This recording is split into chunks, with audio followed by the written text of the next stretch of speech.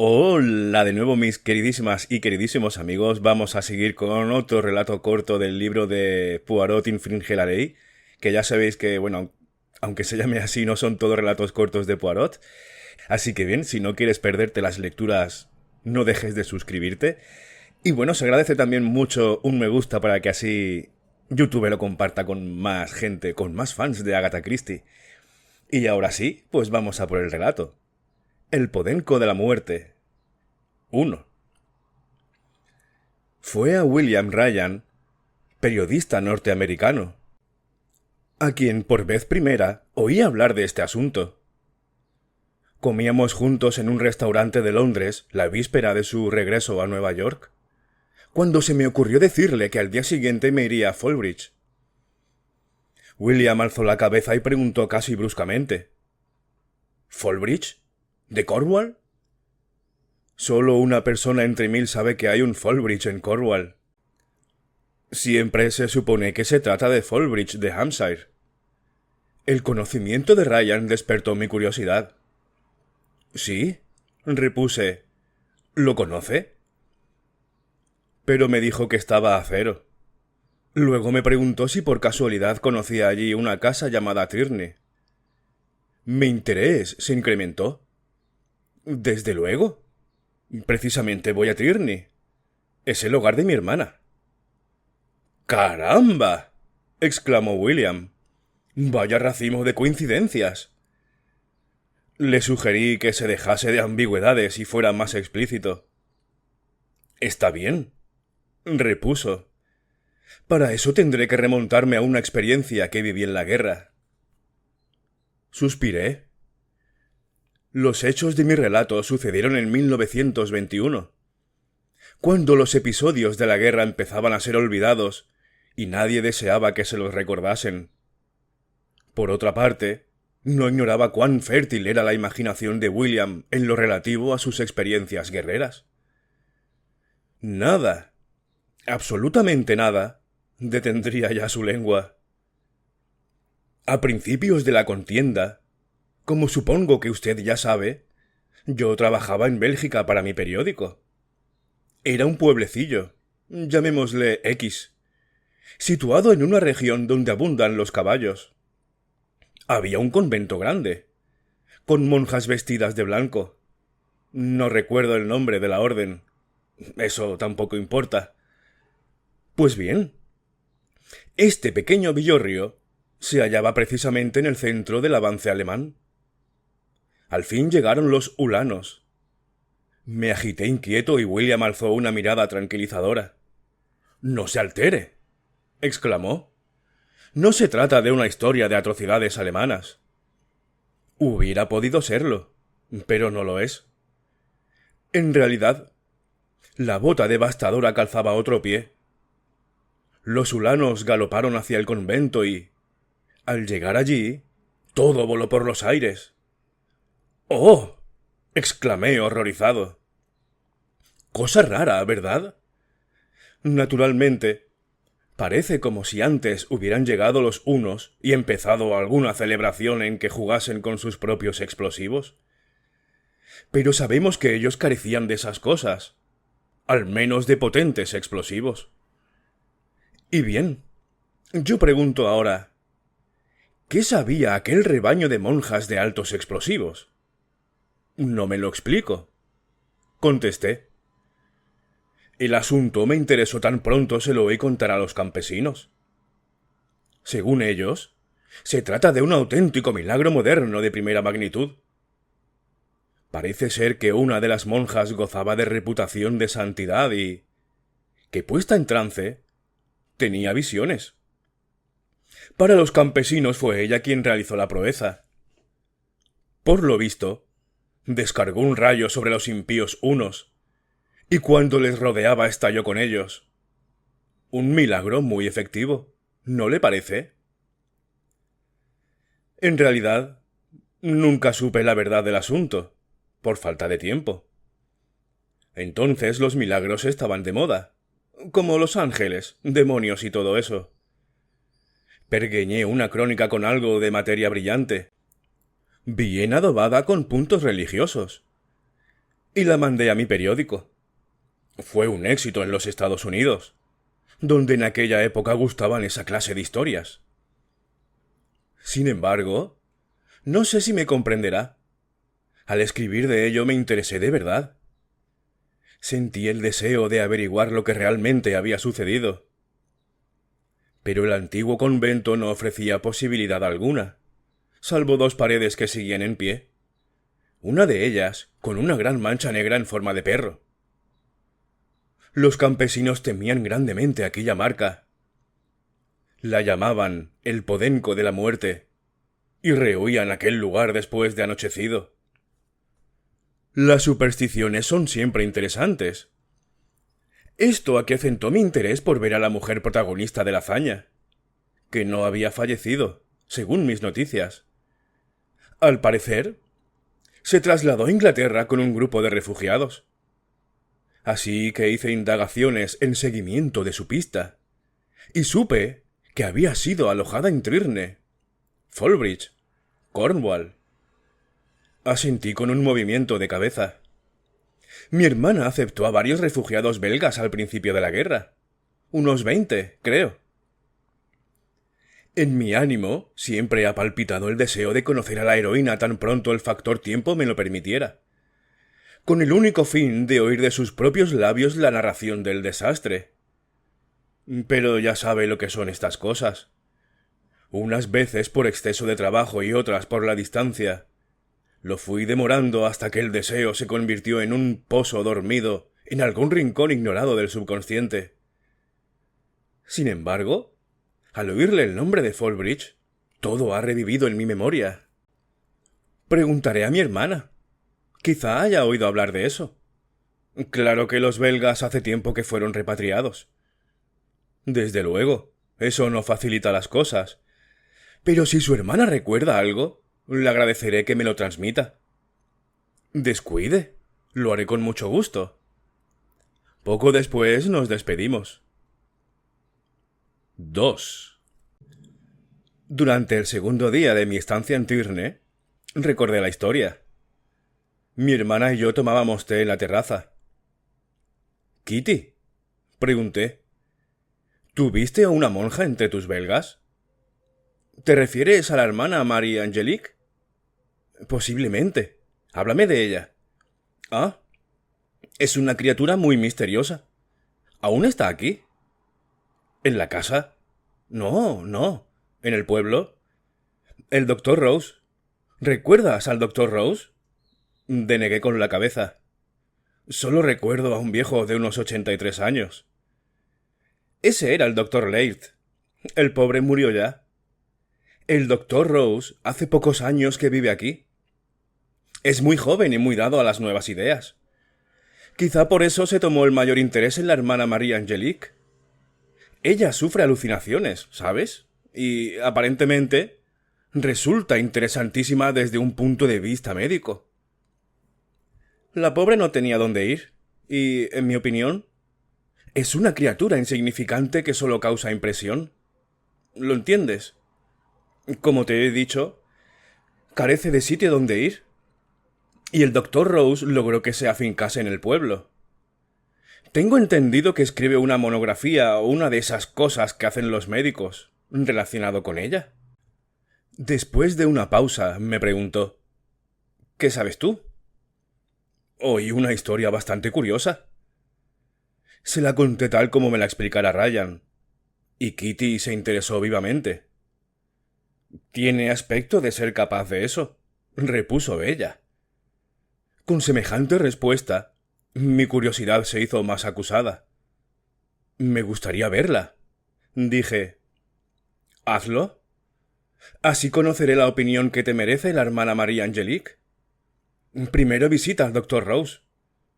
¿Por qué no das un paseo hasta el pueblo después del té?» Hallé al doctor Rose en su casa. Me pareció un joven agradable, si bien algo de su personalidad me repelió. Demasiado afectado para ser agradable del todo. En cuanto le hablé de la hermana Marie Angelique, se embaró alertado. Le conté la versión de Ryan, y él no me ocultó su gran interés por aquel asunto. ¡Ah! Exclamó pensativo. Eso explica muchas cosas. Es un caso en verdad interesante. La hermana Marie Angelique vino a Inglaterra después de haber sufrido un grave shock mental. También es evidente, según se desprende de su historia, que ella sufría alucinaciones. Quizá le interesa acompañarme y visitarla. Creo que vale la pena. Acepté presuroso aquella invitación tan deseada. Iniciamos juntos el camino hacia la casita en las afueras del pueblo. Fallbridge es un lugar muy pintoresco. Se extiende en la desembocadura del río Fall, mayormente en la orilla este, pues la del oeste es demasiado abrupta para edificar. Si bien algunas casitas cuelgan de su escollera, como sucedía con la del propio doctor. Desde allí es todo un espectáculo la visión de las olas que, furiosas, se rompen contra las negras rocas. La vivienda que buscábamos se hallaba tierra adentro, fuera de la vista del mar. La enfermera de este distrito vive aquí, me explicó el doctor Rose. Conseguí que la hermana Marie Angelique compartiese la casa con ella. Así me es fácil ejercer una vigilancia y control de su estado. ¿Puede considerársele como normal? Pregunté. Ya juzgará por usted mismo cuando la vea dentro de un instante. La enfermera, un agradable cuerpecillo recordete, se marchaba en aquel preciso instante en su bicicleta. Buenas tardes, enfermera. ¿Cómo se halla la paciente? Le preguntó. Como siempre, doctor. Sentada con las manos plegadas y la mente en quién sabe dónde. Muchas veces no me contesta cuando le hablo. Su escasa disposición hace que apenas sepa inglés, pese al tiempo que lleva aquí. El doctor Rose saludó con la cabeza a la enfermera mientras se alejaba, y luego traspusimos el umbral de la casita, y en su interior encontramos a la hermana María Angelique tendida en una silla extensible cerca de la ventana. Esta volvió la cabeza al oírnos. Me sobrecogió su extraño y pálido rostro. Sus enormes ojos carecían de fijeza al mirar, como si una espantosa tragedia los nublara. Buenas noches, hermana. Buenas noches, monsieur le docteur. Permita que le presente a mi amigo, el señor Anstruther. Hice una reverencia y ella inclinó la cabeza, mostrándome una desmayada sonrisa. ¿Cómo se encuentra usted hoy?, preguntó el doctor Rose, sentándose junto a ella. Estoy más o menos como siempre. Se detuvo un momento y prosiguió. Nada me parece real. Son días, meses, años, los que pasan sin que apenas me entere. Solo mis sueños me parecen realidad. ¿Sueña mucho? Siempre. Siempre. Y los sueños me parecen más reales que la propia vida. ¿Sueña en su país? ¿En Bélgica? Denegó con la cabeza. No. Sueño con un país que jamás he visto. Usted ya lo sabe, monsieur le docteur. Se lo he dicho muchas veces. Después de un breve silencio, preguntó. ¿Este caballero también es doctor? ¿Un doctor de enfermedades mentales? No, no lo es. Rose trataba de tranquilizarla. Si bien al sonreír lucía unos puntiagudos dientes caninos, que me hacían compararlo con un lobo. Él prosiguió. Imagine que, posiblemente, le interesaría conocer al señor Anstruther. Sabe noticias recientes de Bélgica. Algunas de ellas se refieren a su convento. Los ojos de la enfermera se volvieron a mí. Un leve sonrojo tiñó sus mejillas. En realidad poca cosa, me apresuré a decirle. Cené la otra noche con un amigo que me describió las ruinas de su convento. Luego fue destruido. Lo dijo con suave exclamación, como si se dirigiera a ella misma y no a nosotros. Volvió a mirarme Indecisa, me preguntó. Monsieur, ¿explicó a su amigo cómo fue destruido el convento? Lo volaron, añadí. Los campesinos temen al pasar por aquel camino de noche. ¿Por qué tienen miedo? Una marca negra en una de las paredes provoca en ellos un temor supersticioso. La hermana se inclinó hacia adelante. Dígame, monsieur. Dígamelo rápido. ¿A qué parece esa marca? Tiene la forma de un enorme perro. Los campesinos lo llaman el podenco de la muerte. El «oh» que brotó de sus labios fue un agudo grito. «¡Entonces es cierto! ¡Es cierto!» exclamó. «Todo cuanto recuerdo es cierto. No es una negra pesadilla. ¡Sucedió! ¡Sucedió!» «¿Qué sucedió, hermana?», preguntó el doctor. Ella se volvió a él ansiosa.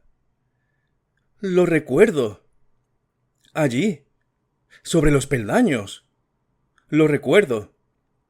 Recuerdo cómo fue. Estaba de pie en las gradas del altar y les conminé a que no avanzasen más. Les dije que partieran en paz. No hicieron caso a mi advertencia y continuaron adelante. Y así se inclinó e hizo un extraño gesto. Y así puse en libertad al podenco de la muerte contra ellos. Temblorosa, con los ojos cerrados, la monja se recostó en la silla. El doctor se puso en pie y cogió el vaso del aparador, que medio llenó de agua, añadiéndole unas gotas de un frasquito que sacó de su bolsillo. «Beba», le ordenó. La enferma obedeció mecánicamente. Sus ojos miraban sin ver, como si contemplase alguna visión interna. «Todo es verdad», dijo. «Todo. La ciudad de los círculos. La casa de cristal. Todo. Todo es cierto. Tranquilícese». La voz del médico tenía suave modulación. Era consoladora y parecía invitar a proseguir los pensamientos. «Hábleme de la ciudad», le dijo. «La ciudad de los círculos. ¿No la llamó así?» La hermana María Angelique repuso de modo inconsciente. «Sí. Había 3 círculos. El primero para los elegidos. El segundo para las sacerdotisas y el exterior para los sacerdotes. ¿Y en el centro?». Contuvo el aliento y su voz se quebró debido a un indescriptible dolor. «La casa de cristal». Mientras susurraba estas palabras, se llevó la mano derecha a la frente, donde trazó varios signos. Su cuerpo pareció tensarse. Mantenía los ojos cerrados. De pronto se inclinó levemente y con repentina sacudida volvió a erguirse. Entonces nos miró como quien se despierta sobresaltado. «¿Qué pasa?», preguntó. «¿Qué he dicho?». «Nada», la tranquilizó Rose. «Está cansada. ¿Quiere dormir un poco? Nos vamos». Parecía desconcertada cuando nos marchamos. «Bien», me preguntó Rose ya en el exterior de la casa. «¿Qué opina?». Me observaba de reojo. «Imagino que está desequilibrada», repuse lentamente. «¿Lo cree de verdad?». «No. En realidad no. De hecho, ha sido convincente». Mientras la escuchaba tuve la impresión de que había realizado cuanto explicaba. Algo así como si realmente fuera autora de un extraordinario milagro. Parece sincera al narrar su historia. Quizá por eso... Sí, me interrumpió. Quizá por eso considera que está desquiciada. No obstante, estudia el asunto desde otro ángulo. Suponga cierto que ejecutó el milagro. Suponga que fue ella quien destruyó aquel edificio y a varios centenares de seres humanos. ¿Con la simple fuerza de su voluntad?, pregunté algo escéptico.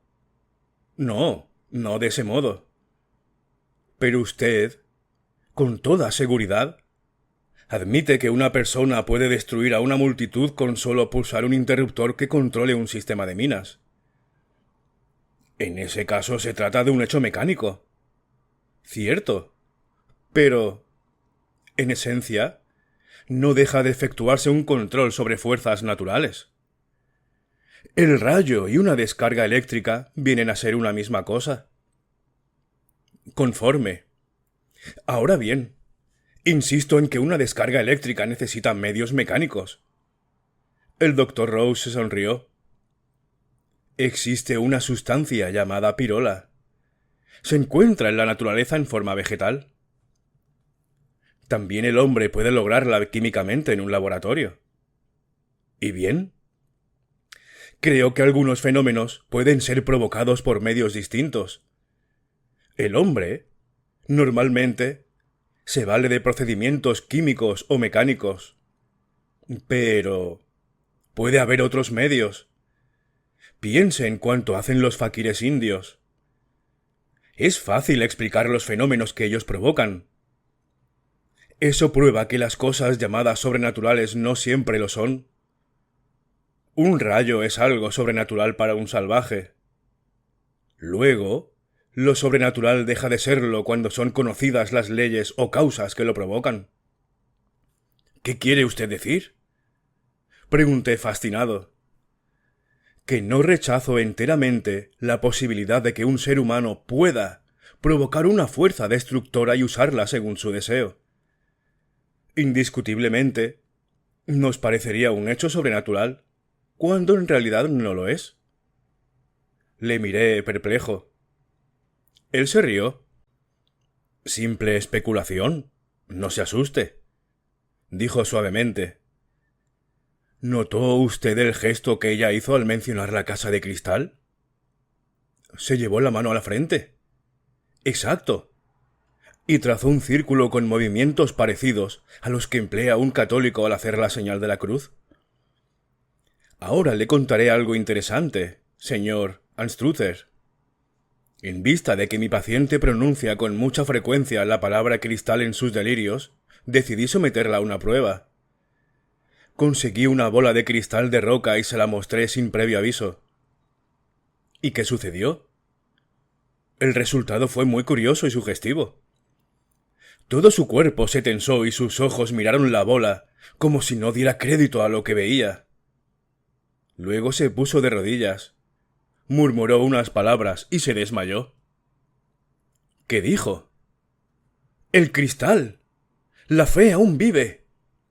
¡Extraordinario! Sugestivo, ¿verdad? Pero eso no fue todo. Al reponerse de su desmayo, no se acordaba de nada. Le mostré la bola de cristal y le pregunté si sabía lo que era. Me repuso que se parecía a una de esas bolas de cristal que usan los adivinadores del porvenir, según la descripción que de ellas tenía. A mi pregunta de si había visto otra con anterioridad, dijo: «Jamás, monsieur le docteur». Entonces capté la mirada perpleja de sus ojos.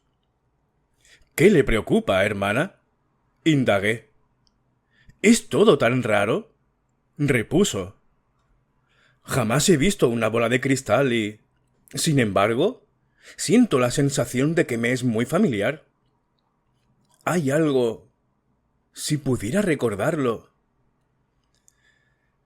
Su esfuerzo mental era evidentemente penoso, y le prohibí que pensase más. De eso hace 2 semanas. He querido que descanse ese tiempo para fortalecerla. Mañana reanudaré mi experimento. ¿Con la bola de cristal? Sí. Espero obtener resultados interesantes. ¿Qué es ello? Hice la pregunta con simulada indiferencia y atento a su reacción. Rose se irguió. Durante breves segundos pareció vacilar. Pero al fin me contestó con voz más grave, más profesional. Luz sobre ciertos desórdenes mentales no muy definidos. La hermana María Angelique es un caso rarísimo. ¿El interés del doctor Rose era meramente profesional? Me pareció dudoso. ¿Le molestaría si yo viniese también? Pregunté. Quizás solo fuera pura imaginación. Pero lo cierto es que me pareció advertir que vacilaba antes de contestar. Pensé que no deseaba mi presencia. Sí, claro. No tengo inconveniente alguno. Después de breve silencio, añadió: Supongo que no estará usted aquí mucho tiempo.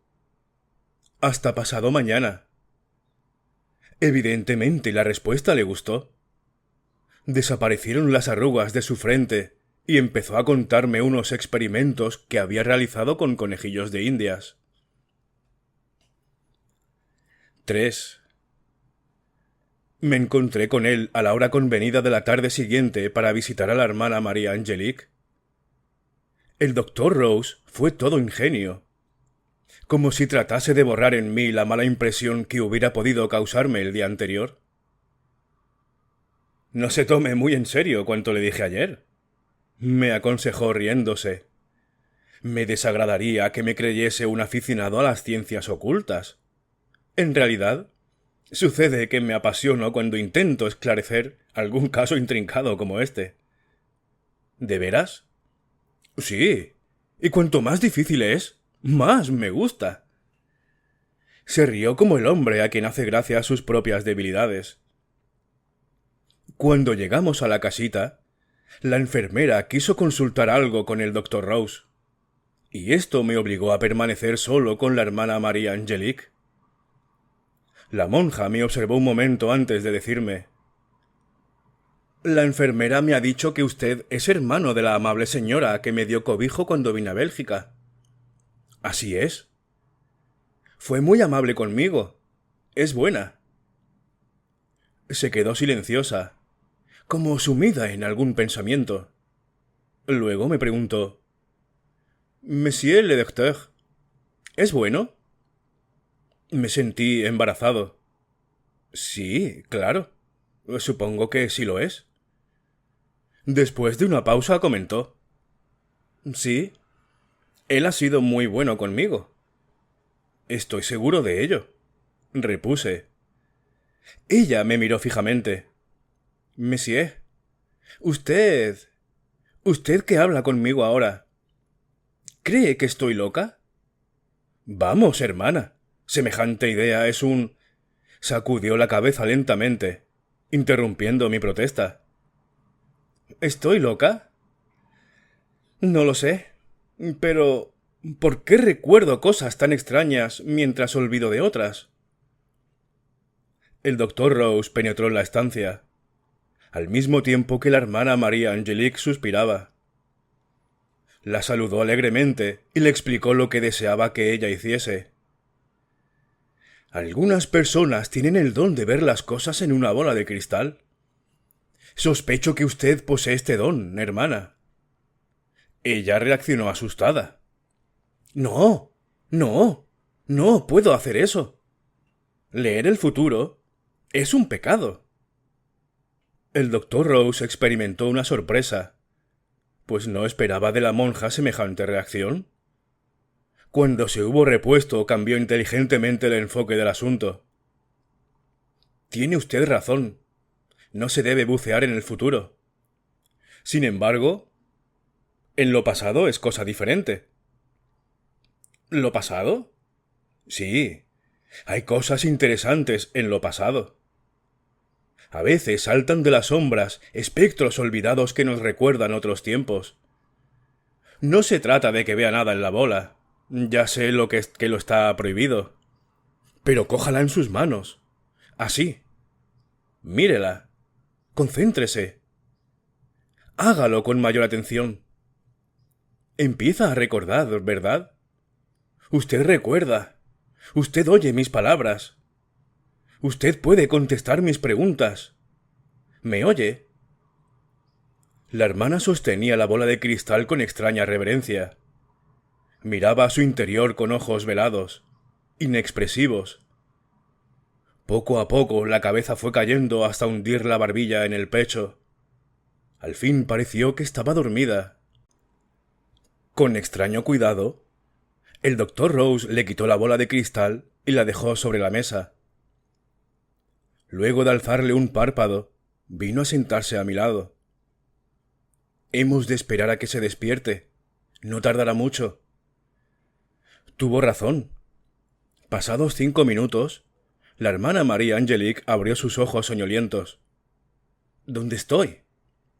Aquí, en casa. Ha dormido un poco. Ha soñado usted, ¿verdad? Asintió. Sí, he soñado. ¿Con la bola de cristal?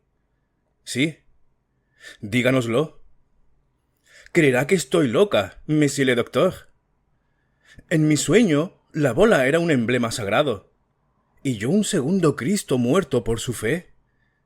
Mis seguidores eran perseguidos, pero la fe prevalecía.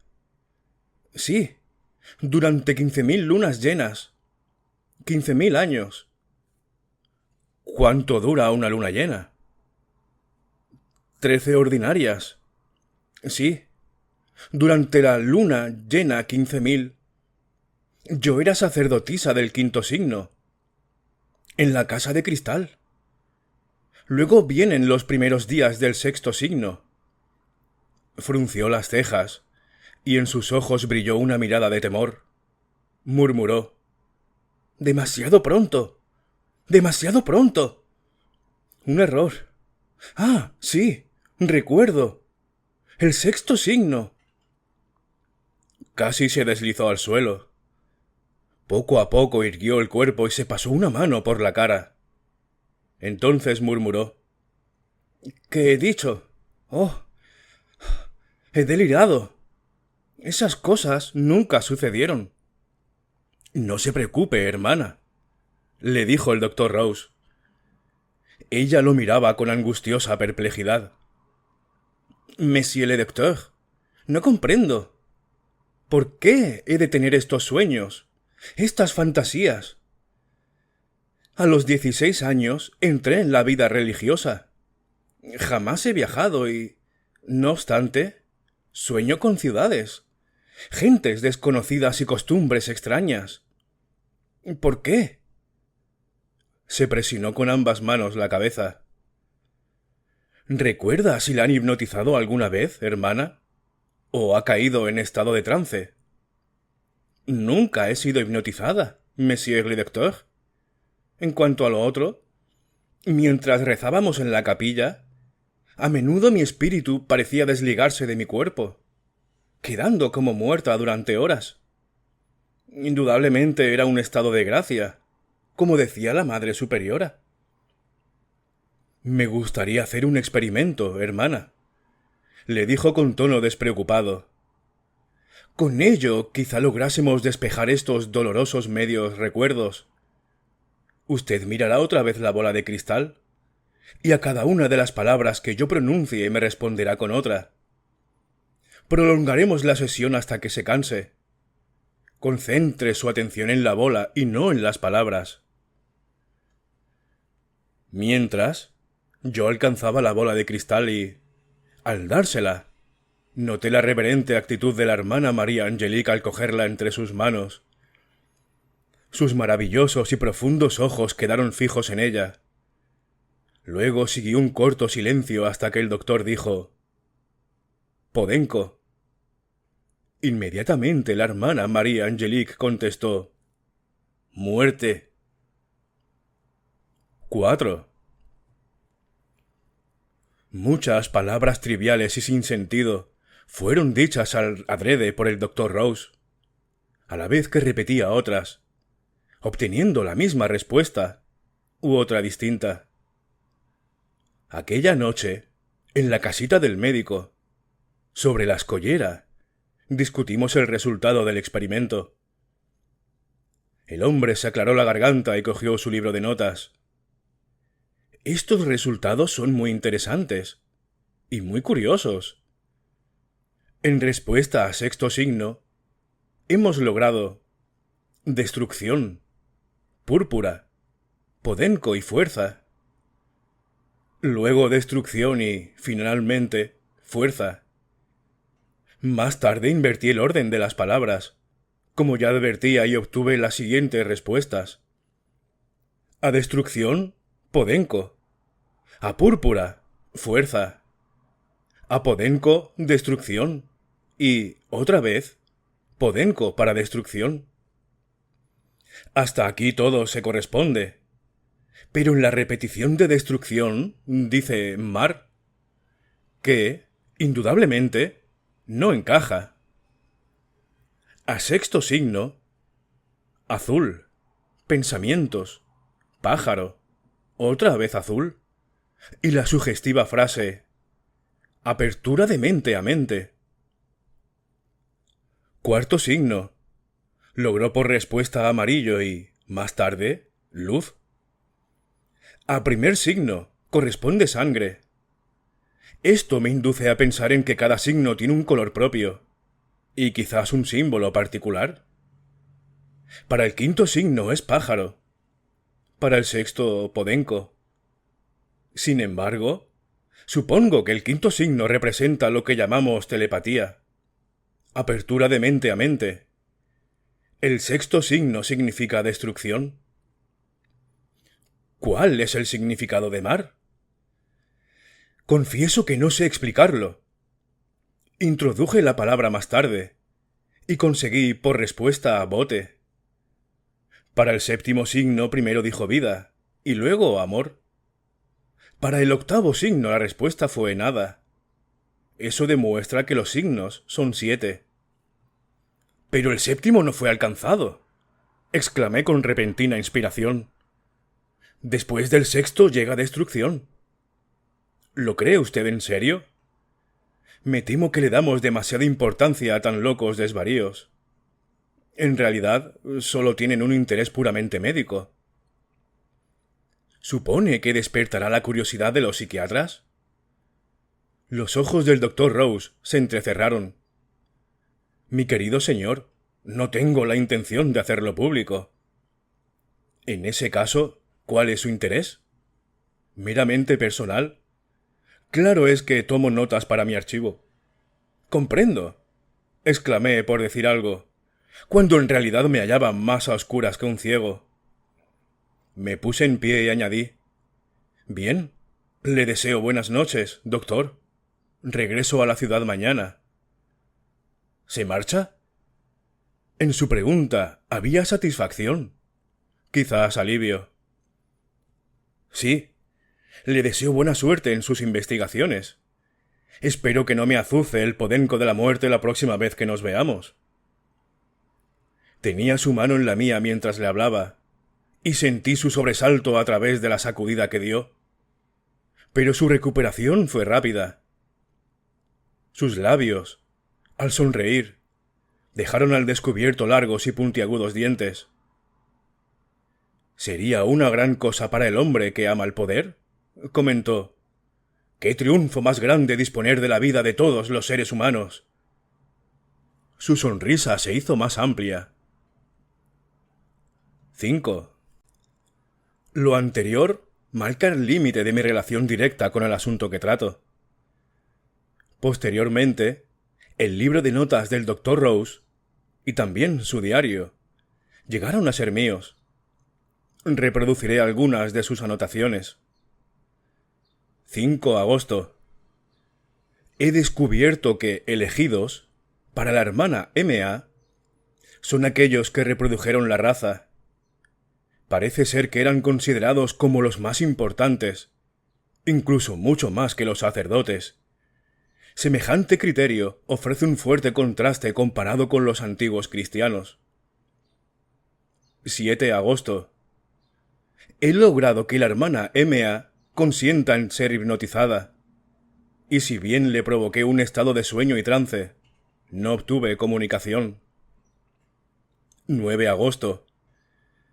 Existieron civilizaciones en lo pasado muy superiores a la nuestra. Soy el único hombre que sabe la verdad de tan remota vida.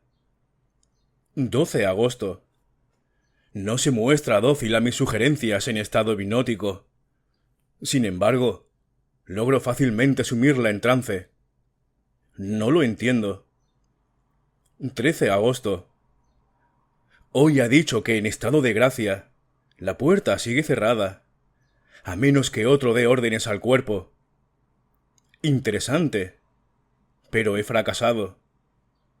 18 agosto. El primer signo no es otra cosa que... Las palabras aparecen borradas. Así, ¿cuántos siglos transcurrieron para llegar al sexto? 20 agosto. M.A. seguirá con la enfermera. Esta, si es preciso, la retendrá mediante el uso de morfina. ¿Estoy loco? ¿O soy un superhombre con el poder de la muerte en mis manos? Aquí cesan las anotaciones. 6. El 29 de agosto recibí una carta manuscrita con desigual caligrafía y, evidentemente, de un extranjero. La abrí lleno de curiosidad. Decía: Apreciado monsieur, solo le he visto 2 veces, pero sé que puedo confiar en usted. Sean ciertos o no mis sueños, se han vuelto más precisos últimamente. Y, monsieur, de una cosa estoy segura. El podenco de la muerte no es un mito. El guardián del cristal reveló el secreto del sexto signo demasiado pronto, y el demonio entró en los corazones de las gentes. Con el poder de la muerte en sus manos, mataron sin causa justificada, ebrios de codicia y poder. Cuando vimos esto, los que éramos puros, comprendimos que no completaría el círculo para llegar al signo de la vida perdurable. Así, el nuevo guardián del cristal vióse obligado a actuar. Lo viejo tenía que sucumbir y dar paso, después de interminables épocas, a un estado más perfecto de vida. Por eso lanzó el podenco de la muerte sobre el mar, teniendo cuidado de no cerrar el círculo, y el mar cobró la forma del podenco y se tragó la tierra. Una vez recordé esto en los peldaños del altar de Bélgica. El doctor Rose es de la hermandad. Conoce el primer signo y parte del segundo. En cuanto al sexto signo, es ignorado de todos, excepto de unos pocos elegidos. Él puede arrancarme el secreto, pues aunque hasta ahora he resistido, me vuelvo débil. Monsieur, no es bueno que un hombre consiga el poder ahora. Primero deben transcurrir muchos siglos antes de que el mundo esté preparado para la entrega del poder de la muerte a una sola mano.